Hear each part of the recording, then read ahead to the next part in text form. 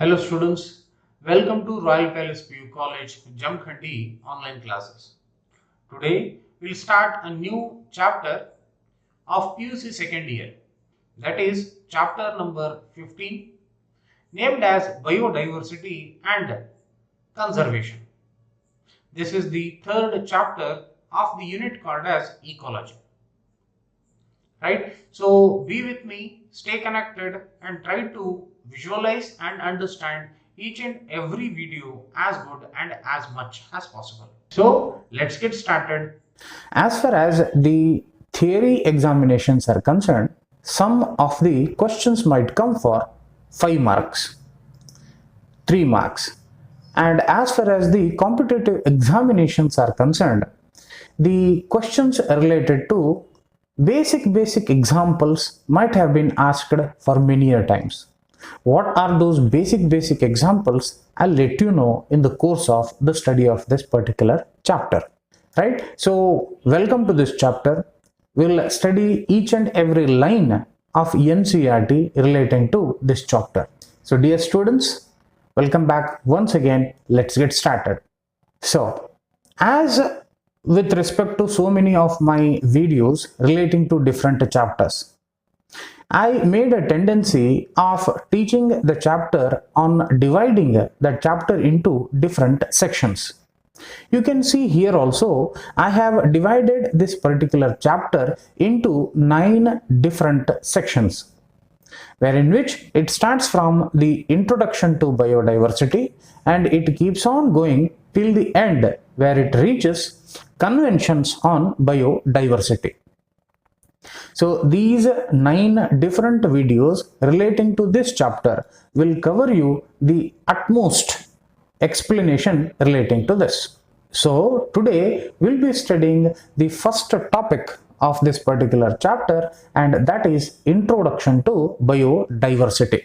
One can ask a basic question relating to biodiversity is that, sir, what do you mean by biodiversity? Please do remember, dear students, that in the PUC first year, that is the Living World chapter, first chapter itself, we studied about biodiversity. I told you that biodiversity is nothing but the wide variety of distribution of the organisms or species throughout the world, throughout the earth, throughout the biosphere. This biosphere, as we have seen in the previous chapters, and we commonly know that this biosphere's entire content or entire nature, entire atmosphere, entire soil is not at all same. I've been explaining this thing for many times now. If we go to a place where in which higher temperature is there are different types of organisms, they are surviving. If we go to a place where in which lowest temperature is there are also the organisms, they are surviving and they adapted to that temperature or the atmosphere. If we go to the place where in which only it is raining, then also we have seen the organisms such as plants, animals, microbes staying there. So all these places where in which high temperature, low temperature, high humidity, low humidity, high rainy season, low rainy season, or high precipitation or low precipitation, whatever the conditions it may be, the organisms are there, and the organisms have got the condition of adaptability to that particular atmosphere. Now, if we consider only a single content called as the elephant, these elephants throughout the world are not at all same. Different body conditions, different color conditions are also there in case of elephants. Try to understand. If we consider only the monkeys, even in case of monkeys also, throughout the world only one type of monkeys are not there. Right? So we have got different species of organisms, and these different species of organisms have been developed, distributed and diversed into many parts of the earth.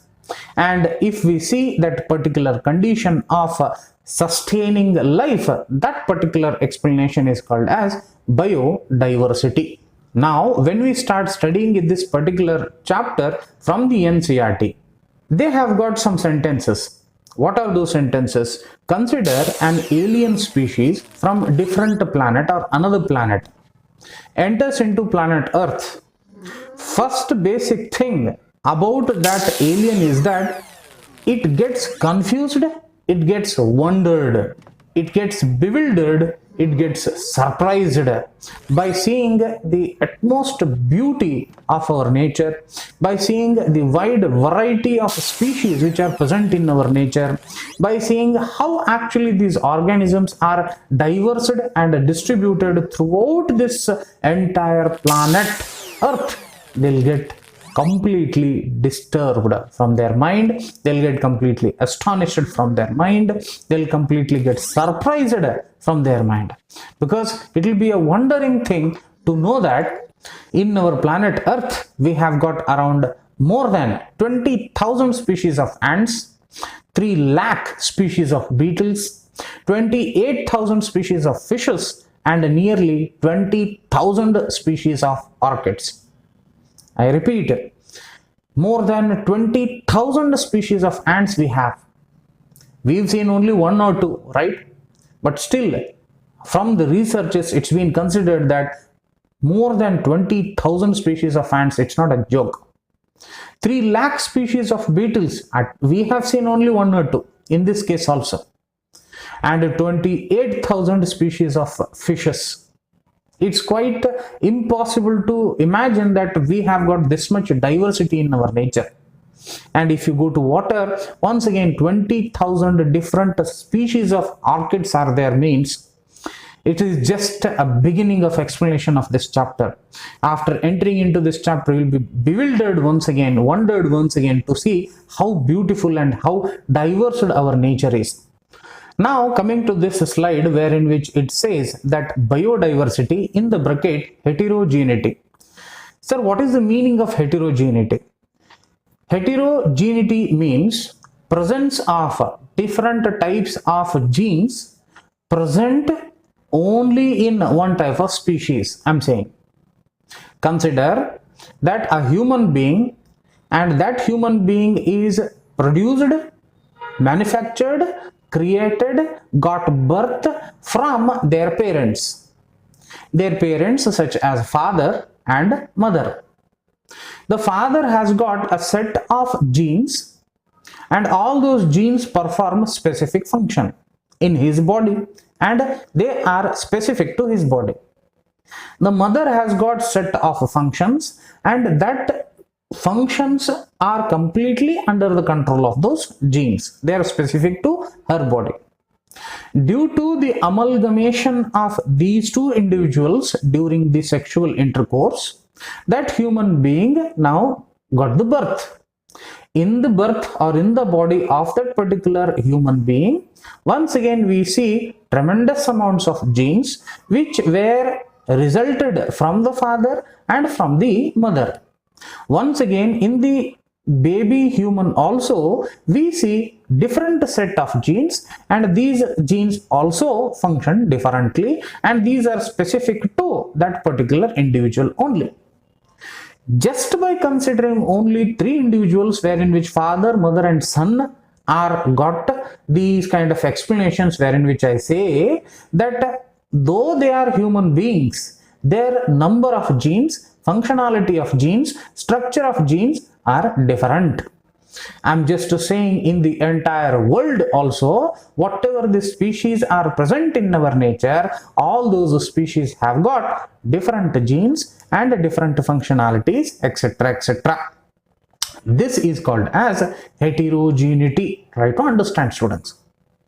Now, when we enter into the particular explanation of biodiversity, I have already said that this is nothing but the presence of variety of genes in the individual, the presence of variety of collection of genes or the gene pools in the individual or species, the presence of different habitats wherein which the organisms are living, the presence of different ecosystems wherein which those habitats are present, and the places wherein which all these are accumulated or present or surviving their lifestyle is called as the biodiversity. Please do remember, and if you are not getting it, then pause it and try to read the sentences. The term biodiversity was given by a scientist called as Walter G. Rosen. I repeat, the term biodiversity, the word biodiversity was given by a scientist called as Walter G. Rosen. But the popularity of this word, the explanation of this word, the bringing the importance about this word to the entire world was given by a scientist called as Edward Wilson. Try to understand, in our NCERT, they have given only one name, and that is Edward Wilson. And this scientist is known for popularizing the name or the word called as biodiversity, but it was given by the scientist Rosen. Now, another name of Edward Wilson is that, or the popularly he is known as the father of biodiversity. Dear students, whatever the points that I am saying right now, please grab them slowly so that you can get into this particular chapter very easily. Okay, now if you consider biodiversity explanation or the types of biodiversity, we actually see three different levels, and those levels are such as the genetic diversity, species diversity, and ecological diversity. In our theory examinations, they ask a question that what do you mean by biodiversity, and write the different types of biodiversity by giving one example to each. It may be asked for 1 mark by asking only example. It may be asked for 3 marks by writing only the names, and it may be asked for 5 marks by explaining the individual terms. Okay, sir. So once again, let me repeat, the biodiversity has got 3 different divisions or the types, and they are 1, genetic diversity, 2, as the species diversity, 3, as the ecosystem diversity. Okay, so let us study them one by one. The first one comes as the genetic diversity. What do you mean by genetic diversity? What actually refers to the genetic diversity? As I explained in my previous explanation itself, by taking the example of human individual, that each and everybody has got their own DNA, right? DNA is called as genetic material. Now this DNA is not at all same in all the individuals, right? Father's DNA is different with different chromosomes. Mother's DNA is different with different chromosomes. The child's DNA is different with different chromosomes. Okay, so I'm not saying the entire human individual's chromosome pattern is different. I'm just saying that the DNA and their chromosome numbers and their arrangements and the number of genes and their functionality is different. That's why we look alike of our parents, but not exactly our parents, right? So we are 99.99% similar to our parents, but we are still 0.000001% we are different from our parents. So that particularity, that change, that difference which is making us different from our parents, and that is called as the genetic information, that is called as genetic content, that is called as genes which are present in the organisms. And if we see, try to understand, if we see this kind of arrangement only in case of one type of species. Okay, I'm taking an example of humans here. In case of humans, how many different types of genetic varieties are there, genetic recombinations are there, genes are there, how many genetic functionalities are there in only one species, it is called as the genetic diversity. How many variety of genes, genetic information, genetic makeup, etc., etc. are present in the monkey is called as genetic diversity. how many of this particular genetic information and etc. Variety are there in the chimpanzee is called as genetic diversity. How many are there in the gorilla is called as genetic diversity. How many are there in an elephant is called as genetic diversity. Remember, I am not at all combining the genetic information of humans and gorilla. No, I am not at all combining the genetic information of gorilla and chimpanzee. No, I am not comparing the genetic information of the giraffe and the monkey. No, I am just saying that the genetic information or the number of genes present in only one type of species. Okay, they are different and they are widely distributed throughout the world. Okay, so once again, let me repeat, what is the meaning of genetic diversity? It is nothing but the calculation or the measure of different types of genetic information or the number of genes which are present in an organism among the individuals of same species. Don't forget it. Now, when this is there, it makes that particular population to adapt to its atmosphere or to its environment. If all the organisms having the same kind of genes and genetic informations which responds to the nature in a same way, then there might be a little difference, there might be a little confusion, there might be a little problem in understanding and attaching to the atmosphere. Since there is a variation, since there is a difference, since there is a diversity in these particular variety of organisms having different genetic combinations, it might be a chances that these organisms can adapt to that particular atmosphere. Because two things might happen. One, if it is not at all adapting to the atmosphere, then it will die. And if it is adapting to the environment, then it will sustain its population throughout its life. And it will bring up the same kind of the internal nature of fighting the environment, and it progresses that thing to the next generation also. Okay, so I hope you are understanding it. Now, coming to the example of this genetic diversity that we have seen in our NCERT, for the examples I can give hundreds, but we are concentrating in the NCERT, that's why we will be studying the examples of this. We'll take an example of a plant called as Rauwolfia vomitoria. I repeat the plant example name, Rauwolfia vomitoria. This is a medicinal plant. It contains a chemical called as reserpine. I repeat, it contains a chemical called as reserpine. And this chemical reserpine helps in lowering the blood pressures of an individual, generally considering the humans.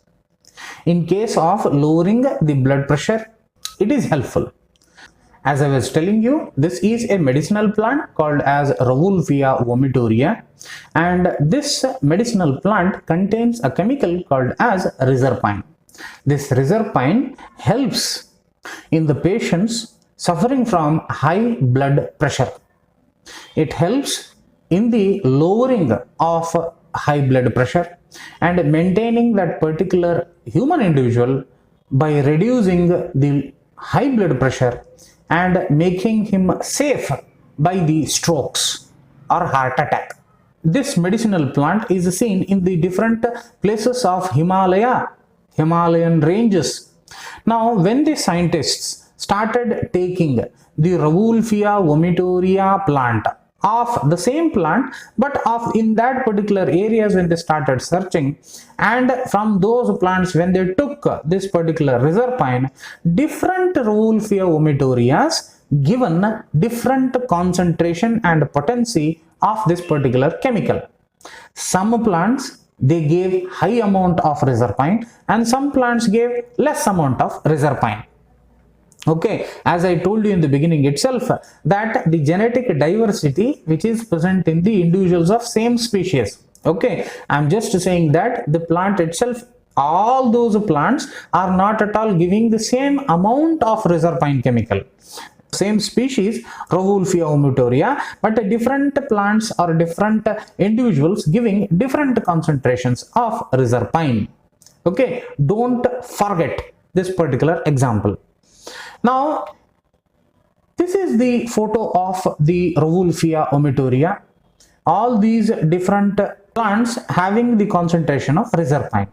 And this reserpine concentration is not at all same throughout all the plants of Himalayan ranges. It shows us that there is a diversity in genetic combinations of same species.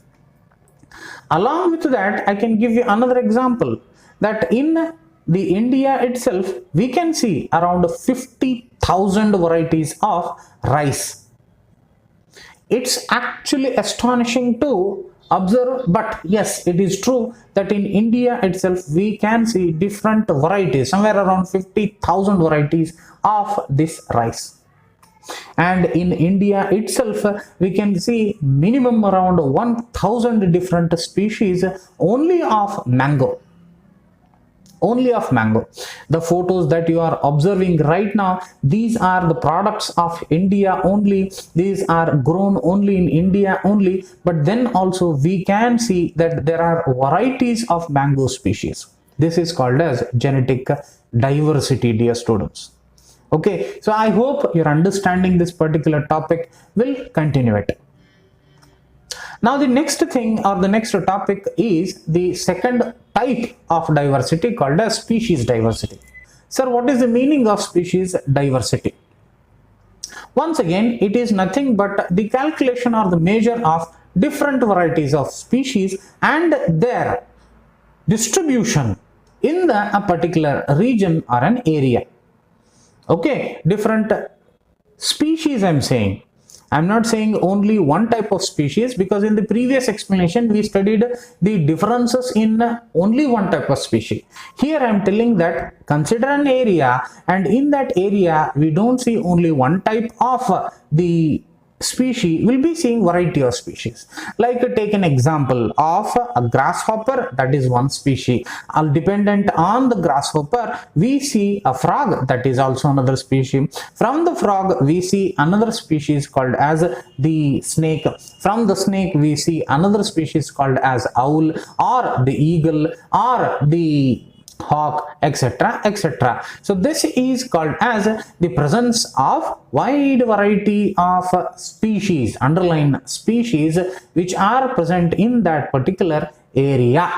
This is called as species variety. And this species variety also is not at all same throughout the planet Earth. Let us take the example of India itself. Now in the India we see two ghat sections. One as the Western Ghats, another one as the Eastern Ghats. Now the Western Ghats have got, these are beautiful forests in both the cases, and they contain a variety of species in them.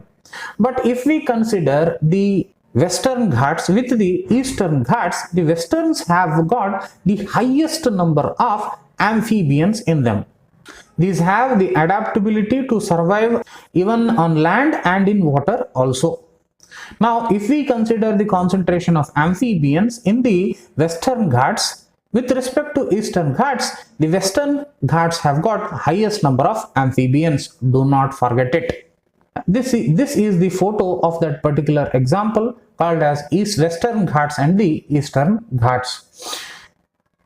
By look at it, we say that both are green in nature, both have got ample amount of water, both have got temperature conditions, but in some of the places they have got different adaptability measures. That's why I say that in the Western Ghats they have got more systematic helpful habitat for the organisms to grow. I just say that the organisms of amphibians, they are more in the Western Ghats. This is an example which is completely specifically given in our NCERT.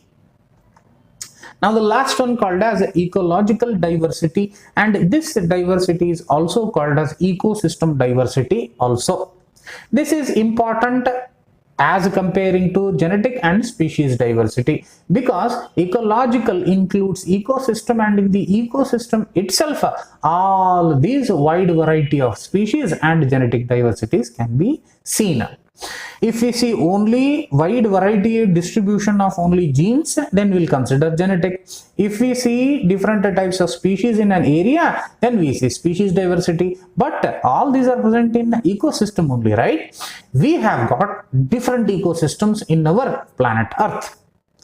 We have got some places such as a desert, some places such as a rainforest, some places such as the coral reefs, some places such as alpine meadows, etc., etc. In all these places, we have got different organisms and their genetic and species diversities. Now you can see that as far as desert, it is also one ecosystem, a rainforest one ecosystem, coral reef one ecosystem, wetland one ecosystem, estuary one ecosystem. There are variety of ecosystems or biomes or those particular parts of the biosphere wherein which the life is existed.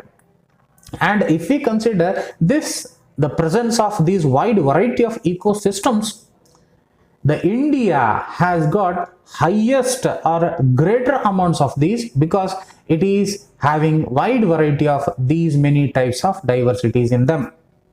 So it is quite happier, it is quite natural to understand that India is a place wherein which actually the nature stays. Okay, once again, dear students, take this particular example of a photo wherein which I have given the different photos indicating different ecosystems, such as the rainforest is here, coral reefs, deserts, estuaries, wetlands, alpine meadows. So in case of rainforest, we see different organisms living, and in case of coral reefs, different organisms, desert, different organisms, estuaries, different organisms, and these different organisms having a different species concentration and genetic concentration. All are living in only one place, right? Isn't it beautiful, right? As far as the types of biodiversity is concerned, whatever that I explained, that is more than enough, and it is containing each and every single line of NCERT. Don't forget it. While leaving, I'll give you only one out of the syllabus, only one explanation, and that is diversity types extended version. Let us consider in this particular forest, this is the place wherein which one ecosystem is present, and in this ecosystem, species such as A, B, C and D are there. Different species we can see here. In this ecosystem itself, we can see genetic diversity, species diversity and ecological diversity. We can see all these three here itself. Consider that in this place also, consider if this is a new place wherein which some other ecosystem is present, and here also we see species as A and B and D and E. Consider this is another place wherein which species A, D, E and F are present.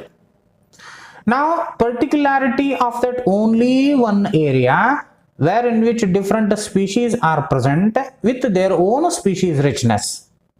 It is called as alpha diversity. Now coming to this area wherein which species present in this particular area or in this particular ecosystem only, it is also called as alpha diversity. So the third section, here also some amounts of organisms are present, right? So this is also called as one type of alpha diversity. So what is the meaning of alpha diversity? This is nothing but the total number of organisms which are present in a particular area. There is an explanation called as the beta diversity. Sir, what is the meaning of beta diversity?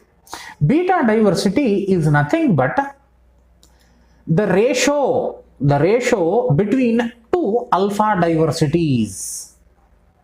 Okay, how many number of organisms are present in alpha diversity 1 and how many number of organisms are present in alpha diversity 2. It is a ratio of the species which are present in the alpha diversity to the local diversity. Are you understanding, students? I hope you are getting it. Alpha diversity is nothing but the total number of species or the organisms present in that particular area. Beta diversity is nothing but the ratio of the alpha diversity to the local diversity. How many species? Finally, the last diversity comes here, and that is gamma diversity. Sir, what is the meaning of gamma diversity? Gamma diversity is in that particular biosphere area, biome area, in that particular area, how many alpha diversities are there and how many total number of organisms are present. So if we consider alpha diversity 1, here we see 4 different species and their variety of members. Alpha diversity 2, 4 different species and their respective different numbers. Alpha diversity 3 and their different respective numbers. If I include all these 3, 1, 2 and 3, I'll get a number called as gamma diversity.